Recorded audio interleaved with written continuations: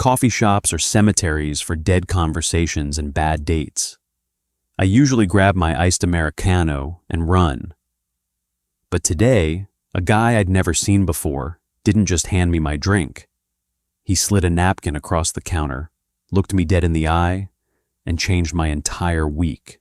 Routine is the only thing keeping me from spinning off the face of the earth. Wake up at 6. Shower until the water turns cold. Put on a shirt that doesn't scream I gave up on dating 2 years ago, even though I absolutely have. Walk 4 blocks to roast and record. Ignore the indie folk music bleeding from the ceiling speakers, and order an iced Americano with exactly 1 pump of classic syrup. Not 2. 2 makes my teeth hurt. 0 makes me want to punch a wall. 1 is the acceptable median of a miserable existence. I don't go there for the ambiance. The chairs are aggressively unergonomic mid-century knockoffs, and the Wi-Fi drops every time the espresso machine pulls a double shot. I go there because they are fast, and until last Tuesday, the staff ignored me. I like being ignored. It's safe. Tuesday morning was raining. Not the cinematic, romantic rain that makes people want to kiss in alleys, but that miserable, freezing drizzle that ruins your shoes and makes the subways smell like wet dog. I push through the heavy glass door of the cafe, shaking out my umbrella, completely absorbed in dreading my 10 o'clock budget meeting. The line was longer than usual, 3 people deep. I sighed, shifting my weight, checking my watch. When I finally stepped up to the register, I didn't even look up from my phone. I was halfway through drafting a passive-aggressive email to my landlord. "Iced Americano, 1 pump classic," I muttered, sliding my credit card onto the counter. "In this weather?" a voice asked. I paused. My thumb hovered over the send button. I looked up. He wasn't the usual manager with the neck tattoos, nor the college student who always looked like she was functioning on 3 hours of sleep and an Adderall prescription. This guy was new. He had his sleeves rolled up to his elbows, revealing forearms dusted with dark hair and a faint, faded scar shaped like a crescent moon near his wrist. His apron was actually tied properly, unlike the rest of the staff who wore them like loose halters. But it was his face that threw me off. He wasn't smiling that plastered customer service smile. He was just looking at me, one eyebrow slightly raised, dark eyes catching the dim, yellow Edison light of the shop. "I like cold coffee," I said defensively. My voice sounded gravelly. I hadn't spoken to anyone yet that morning. "Fair enough," he said. He picked up my card. His fingers brushed against the plastic, deliberately slow. "It's just that you look like you're freezing. Your knuckles are white." I glanced down at my hands. They were, in fact, white from gripping my wet umbrella.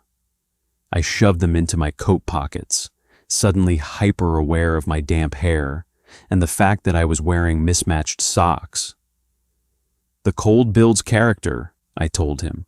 It was a stupid thing to say. I instantly regretted it. He let out a short, rough laugh. It wasn't a polite chuckle. It came from his chest. "Right, character. I'll make sure to put extra ice in it then. Really test your limits." He swiped the card and handed it back. I took it, careful not to let our fingers touch. I don't know why I made that conscious effort, but I did. I stepped to the side, leaning against the pickup counter, pretending to go back to my email. I couldn't read the words. My peripheral vision was entirely occupied by him. He moved behind the bar with a quiet, efficient rhythm. No wasted movements. He didn't bang the portafilter against the knockbox like the others. He tapped it cleanly. He poured the espresso over the ice, added the syrup, and capped it. Then he grabbed a black Sharpie. He didn't ask for my name. When he set the plastic cup on the wooden counter, he didn't call out my drink. He just slid it toward me and met my eyes again. "Good luck building character today," he said. I grabbed the cup. "Thanks." I turned and walked out into the rain. It wasn't until I was sitting at my desk, staring blindly at a spreadsheet, that I turned the cup around. There was no name written on the side, just a badly drawn stick figure holding an umbrella, shivering. I stared at it for a long time. The ice melted, watering down the espresso, but I didn't throw it away. Wednesday, I almost didn't go back. The cynical, defensive part of my brain, which frankly is most of my brain, told me that engaging with strangers is how you end up disappointed. I had spent the last 24 months carefully constructing a life devoid of variables. Work, gym, takeout, sleep, no messy breakups, no agonizing over text messages, no wondering if I was too much or not enough. But at 7:15 a.m., my feet carried me to Roast and Record anyway. The bell chimed. He was there again, wiping down the steam wand. He glanced up as the door closed behind me. I saw a flicker of recognition, a slight tightening at the corners of his mouth. I walked to the register. He stepped up to the POS system. I opened my mouth to speak, but he hit a few buttons on the screen before I could make a sound. "Iced Americano, 1 pump classic," he said. It wasn't a question. I blinked. "You remember, I have a good memory for terrible orders," he said seamlessly, grabbing a plastic cup. "It's not a terrible order. It's dirty water with a superiority complex," he shot back, turning to the espresso machine. I felt a genuine, unforced smile crack across my face. I couldn't remember the last time that happened before 9 a.m. "Are you always this insulting to paying customers, or am I special?" He looked over his shoulder. The steam from the machine curled around his face. "You'll have to come back tomorrow to find out." Thursday and Friday became a blur of caffeine and elevated heart rates. I started caring about what I wore to buy a $3 beverage. I retired the faded gray hoodie and dug out a navy pea coat that actually fit my shoulders. I spent an extra 2 minutes in the mirror fixing my hair. It was pathetic. I was 32 years old, acting like a teenager with a locker crush. His name was Dean. I heard the manager call it out when they ran out of oat milk. Dean. It fit him. Solid. No nonsense. A little retro. By Monday, the routine had shifted. The transaction part of the exchange took 5 seconds. The conversation took 5 minutes. I learned he had just moved to the city from Chicago. He learned I was an auditor who hated numbers, but liked the predictability of them. We didn't talk about anything deep. We talked about how the subway smelled like burning ozone, how the bakery down the street overcharged for stale croissants, and how the cafe's playlist was clearly curated by someone going through a messy divorce. "It's all Bon Iver and sad acoustic covers of pop songs," Dean noted on Tuesday, handing me my iced Americano. "I think the manager is projecting." "Maybe you should hijack the auxiliary cord," I suggested. "And play what? I'm a jazz guy. I put on Coltrane, and half the hipsters in here will think it's a structural panic attack." I laughed. It was a loud, real laugh that echoed in the mostly empty shop. Dean paused, a towel in his hand, and just looked at me. His expression softened, the sarcastic edge melting away for a split second. The air between us suddenly felt very thick, very heavy. My stomach dropped. It was that terrifying, unmistakable jolt of realizing you are completely exposed. "I should get to work," I said quickly, breaking the eye contact. I grabbed my cup. Right. Don't let the spreadsheets miss you, he said. His voice was quieter than usual. I walked out feeling like I had just swallowed a brick. I was an idiot. I was projecting. He was a barista, being friendly for tips. That was his job. He bantered with everyone, probably. I spent the rest of the day punishing myself for misreading the situation. I resolved to go back to my old coffee shop across the street. The one where the coffee tasted like battery acid, but the barista didn't make me feel like my chest was cracking open. Wednesday morning, I walked past Roast and Record. I kept my head down, collar pulled up against the wind, and forced myself to keep walking until I hit the chain store on the corner. I ordered a black drip coffee from a machine that looked like an ATM. The cashier didn't look at me. I got exactly what I wanted. Utter invisibility. The coffee was undrinkable. I threw it in the trash can outside my office building. Thursday morning, I stood on the pavement outside Roast and Record for 3 full minutes. The sky was a bruised purple, threatening snow. Through the glass, I could see Dean working the bar. He looked tired. He rubbed the back of his neck, staring at the ticket machine. I pushed the door open.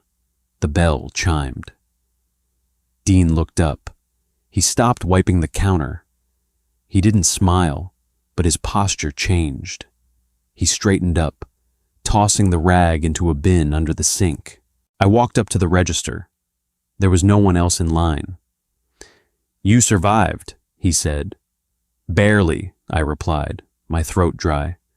"I thought you found a new dealer. The other stuff doesn't have the same bite." Dean held my gaze for a long moment. He didn't touch the POS system.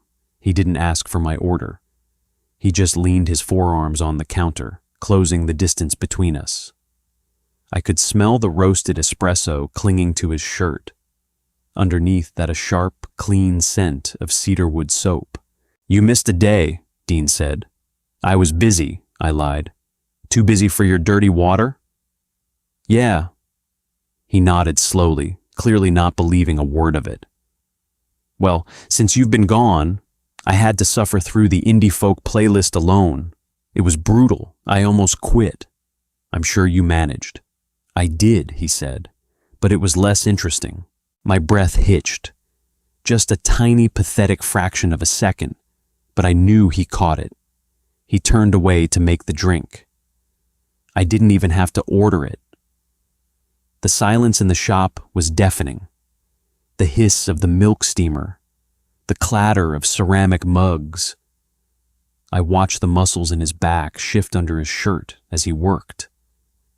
I hated how much I wanted to reach out and touch him. He finished the drink. He snapped the plastic lid on top. He reached for the black Sharpie. He usually drew a stupid cartoon or wrote a fake name. Today, he took his time. He kept his head down, writing deliberately on a brown paper napkin, not the cup. He walked back to the register. He set the cup down, and next to it, he placed the folded napkin. He didn't slide it. He pressed his index finger on top of it, holding it to the wood. "I get off at 4, Dean said. His voice was steady, but I saw a faint tremor in the hand holding the napkin down. It was the most human thing I'd ever seen him do. "There's a bar 2 blocks from here. They play jazz. They don't sell iced Americanos." I stared at the napkin. Then I looked up at him. His dark eyes were intense, waiting. The cynicism that usually shielded my brain was gone, stripped completely bare by a guy in a coffee-stained apron. "I hate jazz," I heard myself say. Dean's jaw tightened. He started to pull his hand back. "But," I added, my voice cracking slightly, "I get off at 5. I can meet you there by 1:15. Dean stopped. A slow, genuine smile spread across his face, reaching his eyes, crinkling the corners. The tension in his shoulders evaporated. 5:15, he repeated. He tapped the napkin twice before pulling his hand away entirely. Don't be late, Leo. I grabbed the cup and the napkin. I hadn't told him my name. He must have read it off my credit card days ago. My heart hammered a heavy, frantic rhythm against my ribs. I walked out of the shop, the cold air hitting my flushed face. When I got to the corner, I stopped at the crosswalk and unfolded the brown paper. Written in thick black Sharpie was a phone number. Beneath it, 3 words. Wear the pea coat. 5:15 arrived with agonizing slowness. I spent the final hour of my workday staring at a blank spreadsheet, my right leg bouncing under the desk with enough kinetic energy to power a small suburb. I visited the office restroom twice just to glare at my own reflection. I looked pale, tired. I splashed cold water on my cheeks, dried off with cheap, scratchy paper towels, and harshly reminded myself that this was just a drink, a casual beverage with a guy who handed me plastic cups for a living. It was not a blood oath. I could leave after 20 minutes. I had an out. I always built an out. The jazz bar was called the Blue Note, tucked away in a basement off a side street that always smelled faintly of roasted nuts and exhaust fumes. I walked down the narrow concrete steps, my hands shoved deep into the pockets of the navy pea coat. The heavy wooden door groaned as I pulled it open. Inside, it was dark. The air was thick with the scent of spilled bourbon, old leather booths, and lemon floor polish. A 3-piece band was set up in the corner, a stand-up bass thumping a low, rhythmic heartbeat that vibrated through the floorboards. It wasn't the frantic, chaotic jazz I hated. It was slow, methodical, almost mournful. I scanned the room. My chest tightened, a brief spike of panic hitting my ribs when I didn't see him immediately. Maybe he stood me up. Maybe this was a cruel joke played by a bored barista on the pathetic, antisocial regular. The cynical part of my brain, my oldest and most reliable friend, instantly started calculating the fastest route back to my apartment. Then a hand raised from a booth in the far back corner. Dean. He was out of uniform. Without the green apron and the harsh fluorescent lights of the cafe, he looked different. Older, maybe. More grounded.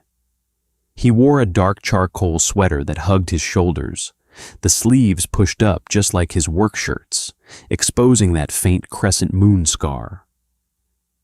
He had a glass of amber liquid in front of him, and an empty stool waiting across the small, scarred wooden table. I navigated through the maze of tables, my heart thudding a messy rhythm that completely ignored the band's tempo. "You wore the coat," he said as I approached. He didn't smile, but his dark eyes dragged over my shoulders, taking it in. "It's 20 degrees outside," I replied, pulling out the stool. "I wore it for survival, not for you." Dean chuckled, a low, rough sound that barely carried over the music. "Whatever helps you sleep at night, Leo." He knew my name. Hearing it out loud, in his voice, felt entirely too intimate. I unbuttoned the coat and draped it over the back of the chair. A waitress appeared out of the gloom almost instantly. I ordered a gin and tonic. Safe. Classic. Hard to mess up. Dean watched me order, his chin resting on his knuckles. "So," I said, once the waitress vanished. I folded my arms on the table, leaning in slightly to be heard over the saxophone. "You dragged me to a jazz club. Are you going to explain the appeal, or just force me to suffer?" "I didn't drag you," Dean pointed out gently. "You walked here on your own 2 feet. And I don't need to explain it. You just have to listen." I am listening. It sounds like someone falling down a flight of stairs with a brass instrument. Dean laughed again, leaning back against the leather booth. You're relentlessly defensive. You know that, right? Every sentence is a shield. I stiffened. I didn't like being read, especially not by someone I had spoken to for a grand total of maybe 30 minutes over the span of a week. I'm not defensive. I'm pragmatic. I see the world for what it is. And what is it?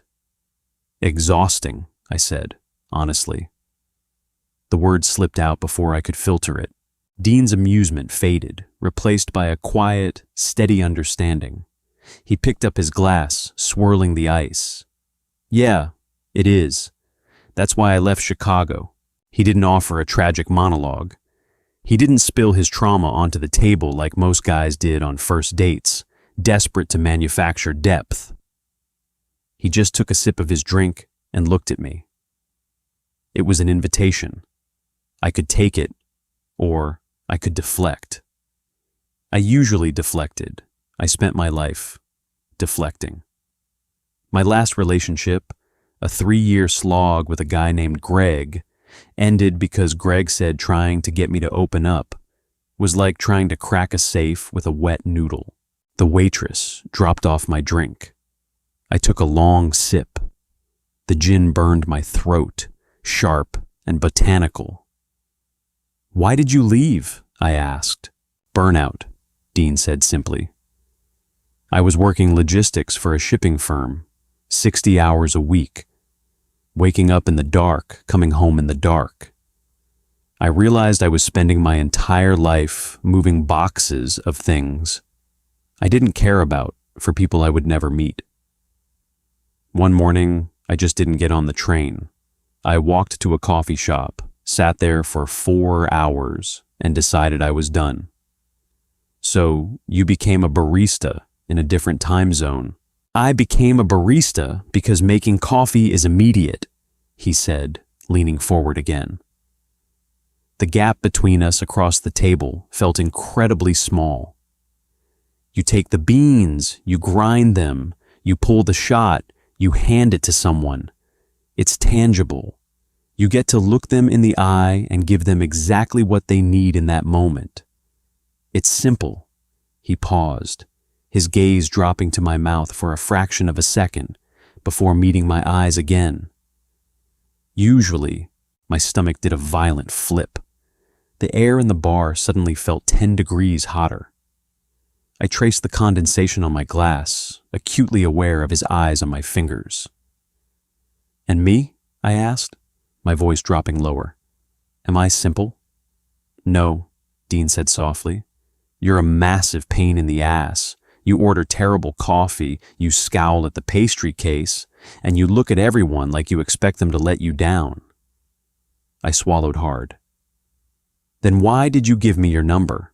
Dean reached across the small table. He didn't grab my hand, but he rested his fingers right next to mine. I could feel the heat radiating from his skin. Because, Dean said, his voice dropping to a gravelly murmur. On Tuesday, when you stood at my register soaking wet, you looked like you hadn't been touched in years, and I haven't been able to stop thinking about it. We stayed until the band packed up their instruments, 2 more rounds of drinks. We talked about nothing and everything. The brutal realities of renting in the city, the absolute garbage quality of modern television, the strange comfort of routine. I realized, somewhere around the second gin and tonic, that I wasn't performing. I wasn't actively managing my facial expressions or planning my escape route. I was just sitting in a dark room, letting someone see me. When we finally walked out of the bar, the temperature had plummeted. The bruising purple sky had cracked open, and thick, heavy flakes of snow were drifting down, catching the amber glow of the street lamps. The sidewalk was already dusted white. I pulled my collar up, shivering involuntarily as the biting wind cut through the wool of my coat. Dean walked beside me, his hands buried in the pockets of his dark jeans. "Do you live far?" he asked, his breath pluming in the freezing air. "4 blocks, I said, "near the shop. I'll walk you." "You don't have to do that," I said immediately. The knee-jerk reaction. Push away, keep the boundaries rigid. "It's freezing, you should get to the subway." Dean stopped walking. We were under a flickering street lamp, the snow spiraling around us in the quiet street. The city was remarkably silent, insulated by the falling snow. He turned to face me, blocking the wind. "Leo," he said, his voice firm but entirely devoid of aggression. "Stop managing me. If I wanted to go home, I would go home. I said I'll walk you." I clamped my mouth shut. The panic I had kept at bay inside the bar was starting to claw at the edges of my ribs again. This was the part where things got messy. The end of the night. The transition from a contained environment to the vast, unpredictable reality of the streets. This was where expectations lived. "Fine," I muttered, starting to walk again. He fell into step beside me. We walked 2 blocks in heavy silence. Not a comfortable silence, a loaded one. My mind was spinning, analyzing everything I had said for the past 3 hours, searching for the flaw, the misstep, the reason why he would inevitably decide I wasn't worth the effort. By the time we reached my building, a pre-war brick complex with a heavily rusted fire escape, I was entirely consumed by my own fatalism. I stopped at the bottom of the concrete steps leading to my front door. I turned to him, ready to deploy the standard, polite brush-off. "Thanks for the drink. See you around." "Here we are," I said, forcing a tight, awkward smile. "Thanks for the drinks, Dean. I actually had a decent time." "Just decent?" "I tolerated the jazz. That's high praise." He smiled, but it didn't reach his eyes. He stepped closer. The snow was catching in his dark hair, melting against his forehead. "You're doing it again." "Doing what?" "Building the wall," he said quietly. "I can practically hear the bricks stacking. You're standing there trying to figure out how to shut this down before I get the chance to do it first." I froze. My breath caught in my throat. I felt entirely stripped bare, standing on a freezing sidewalk under a dying street lamp. "I don't know what you're talking about." "Yeah, you do." Dean reached out, his hand wrapped around my upper arm over the thick wool of the peacoat. His grip was solid, grounding. "You're terrified." "I'm not terrified," I lied, my voice shaking slightly. "I'm just tired. I told you, I like my routine. I like knowing what happens next. I don't know what this is."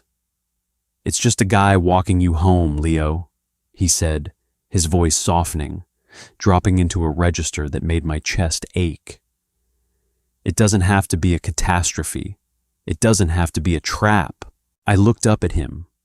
His dark eyes were searching my face, patient and entirely unflinching. I searched for the catch. I searched for the pity, or the manipulation, or the boredom I was so used to seeing in other men. There was nothing but quiet, steady intent. He moved his hand from my arm, sliding it up to cup the side of my neck. His thumb brushed against my jawline. His skin was warm against the freezing bite of the wind. I didn't pull away. I leaned into the touch, a heavy, ragged exhale shuddering out of my lungs. The tension I had been carrying in my shoulders for 2 solid years felt like it was fracturing, breaking apart under his palm. "Can I kiss you?" Dean asked. He didn't lean in. He waited. He gave me the control. I looked at his mouth, then back up to his eyes. My cynical brain screamed at me to run, to go inside, to lock the deadbolt and never go back to roast and record again. I ignored it. "Yes," I whispered. Dean closed the distance, his lips pressed against mine, firm and warm. It wasn't a desperate, cinematic collision. It was deliberate. It was real. I reached up, my freezing fingers gripping the lapel of his coat, anchoring myself to him. I opened my mouth slightly, letting him deepen the kiss, tasting the sharp juniper of the gin we had shared. The noise of the city, the anxiety, the suffocating dread of my daily routine. It all vanished, entirely muted by the heavy, solid reality of him holding me there in the snow. When we finally pulled apart, my lungs were burning and my face was flushed. Dean kept his forehead pressed against mine, his thumb stroking the damp skin behind my ear. "I'm working the opening shift tomorrow," he murmured, his breath warm against my cheek. "6 a.m.?" I asked, my voice slightly raspy. "Yeah." He pulled back just enough to look me in the eye. A slow, easy smile spread across his face. "I expect to see you. Iced Americano, 1 pump classic," I smiled back. A real, genuine smile that hurt my cheeks. I wouldn't miss it. Sometimes the biggest risks we take aren't scaling mountains, but just showing up at a bar on a Thursday night and letting our walls down. If you enjoyed this grounded, real take on modern romance, hit that like button, subscribe to the channel, and share this video with someone who needs a reminder that vulnerability isn't a weakness. Your support helps bring more of these deep, character-driven stories to life. Stay tuned for our next story, and always remember to tip your barista.